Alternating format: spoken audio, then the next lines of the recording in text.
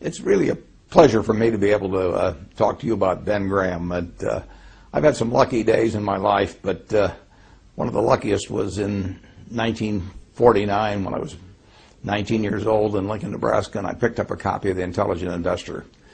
It not only changed my investment philosophy, it really changed my whole life. I'd be a different person in a different place if I hadn't have first seen that book.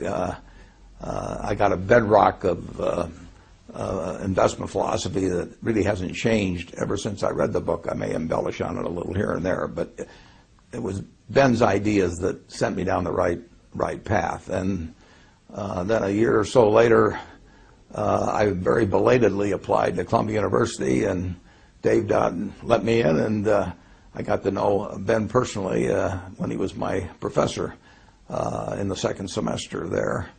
And when I finished up, of course, I said I'd go to work for him for nothing, and he said I was overpriced, and he probably was right.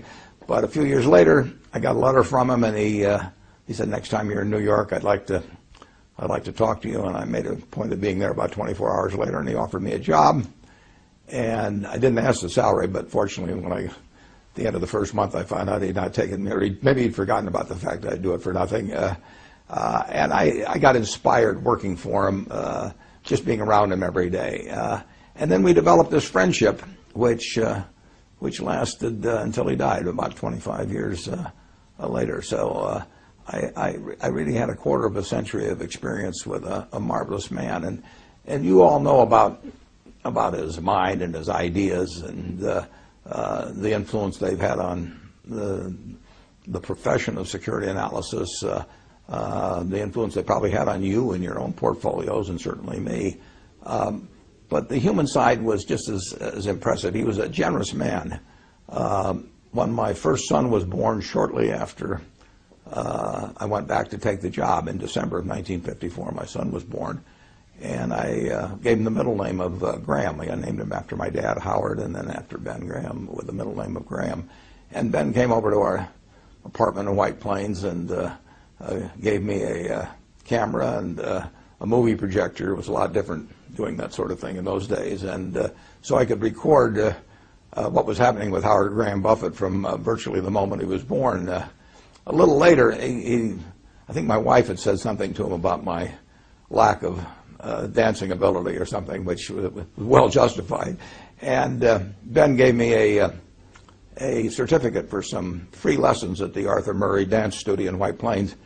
That may have been the worst investment he ever made. He did not get his money's worth when he did that. He moved out to California in 1956, and my family visited him time after time, and he was always encouraging.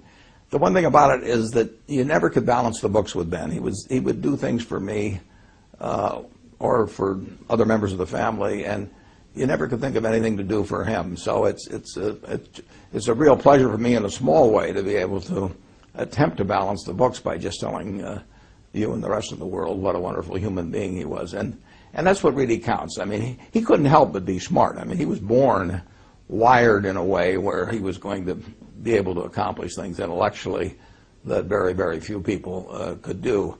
And when you think about, particularly in the light of today's markets, think what a remarkable achievement it was to be writing a book in 1934, security analysis. Probably was writing it in 1932 and 3, and here was a man that had been devastated by the Depression and the stock market crash. Many of you manage money. He was managing money for people, and they were disappointed with what had happened. But he could see far enough out in the future that he still turned out this marvelous book in a dispassionate, very rational way, and not overwhelmed by the events of the previous couple of years. But he wrote a book where 75 or so years later, we're still reading it to learn new things every day. So it was a marvelous intellectual achievement. But again, that he couldn't help that. He was born with that brain. He didn't have to be the wonderful human being he was. I mean, he could have behaved in an arrogant manner or had a tone of superiority because he had to know he was smarter than 99.99% of the people around him. But he wasn't that kind of a person at all. He treated all of us students came up to Columbia on a Thursday for 20 or 25 years just to help out a bunch of students that he might never see again, that weren't going to do anything for him. He was sharing knowledge that, in effect, was going to make them competitors. I bought some of the same stocks that Graham Newman was buying, his investment company, later on. I didn't buy them in very big quantities because they didn't have that kind of money.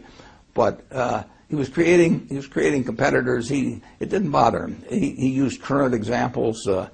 We would sit there in class, and he would tell us about things that we never would have found on our own. But he was just a generous man in every way, and I was lucky to know him, and I hope you've gotten to know him a little bit through these comments.